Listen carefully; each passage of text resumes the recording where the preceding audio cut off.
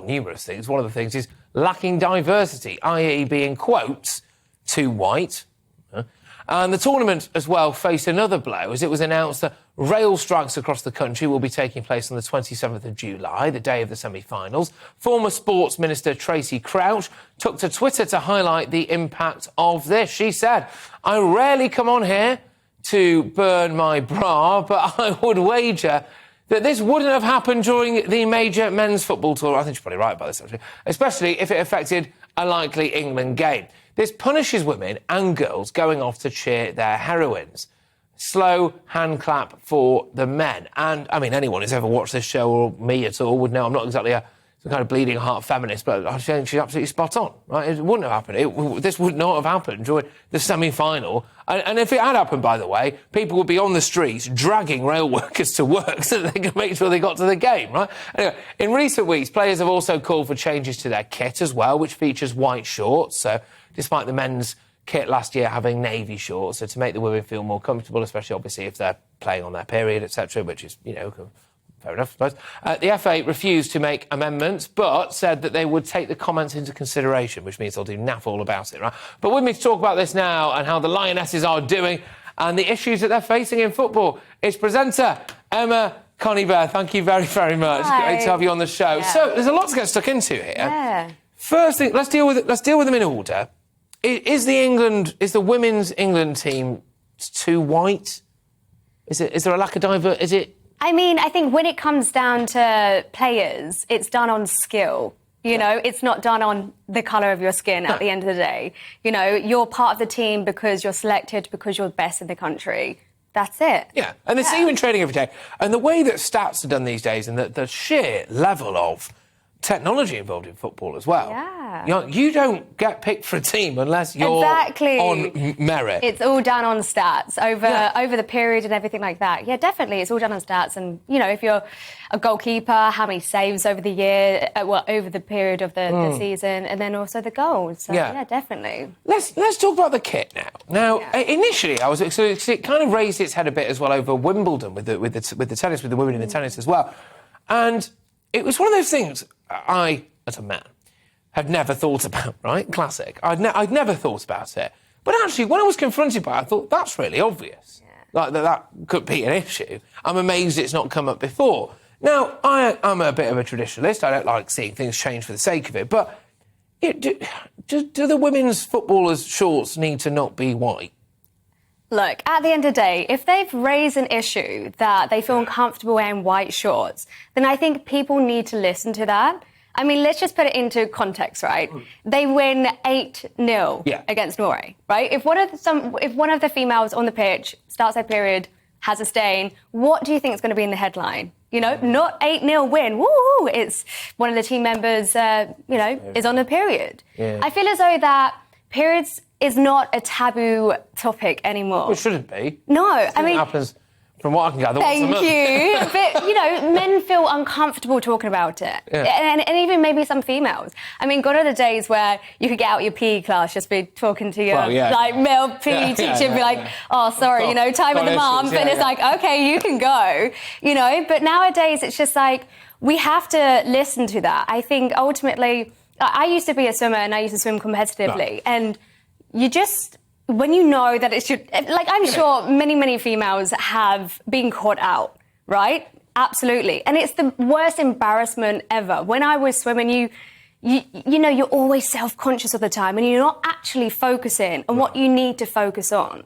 And for the females playing sport, playing at Wimbledon, or, playing football, you need to just be on the pitch and focus. You need to not be thinking about that. Yeah, definitely, 100%. Yeah. And so you think, realistically, this is just a very basic, very easy thing, a considerate thing to do? Definitely. I think so. I think, the females, they're on the pitch and they're playing their game, right? They're playing football and they've got thousands of people watching them and cheering them on. They don't need the pressure of all of the embarrassment. And that's what it's down to at the end of the day. Well, it's interesting that you say that, the embarrassment. I can understand why it would seem embarrassing. Yeah. I've got to be honest with you. For me, if I saw that, I I wouldn't. There's no stigma attached to it for me. It's a thing. Now, I'm not necessarily everybody, right? I'm not just saying this because I'm on telly. I just couldn't care less, really, right, about that kind of stuff. But do you really do think that as a society people will be laughed at? Yeah, 100%. Right. 100%. There's even my sister, she's a dancer, and when she does ballet, she said that, if there's it's awkward, and you will get called out on, and people will laugh. Sure. And then ultimately, if females are playing sport and it's all over TV, thousands of people are watching them, okay, we could be like this and be like, oh, God, I hope she's okay. But the general public... Loads of people, They love drama as such. Yeah. That's it. Yeah, if you could get a better headline about a girl on a period rather than winning 8-0... and you're right, because... I used to work in newspapers before and online news and stuff, and I can know for a fact that if you wrote that headline, people would click on that story. It's just clickbait. It's quite grim, that, isn't it? Yeah, I know. I mean, I don't even want to think about it, but you could just imagine the sort of headlines that would come with it, right? Yeah. Let's not. Yeah. But talk about the other thing now in relation to the sport, which is that a rail strike is supposedly scheduled. And it was a really interesting point, though. I think it was Tracy Crouch, I believe, who made it. Who said there's no way this would have happened if the men were playing. I loved your comment where you're just like, literally, everybody would be dragging everybody back into work. Yeah. Can you imagine if the England men's team, were in the final of the Euros, which we were when we were robbed, and clearly should have been sent off. The thief, England, and it turns out I'm not over it. And it turns out that they go on strike and people can't get to go.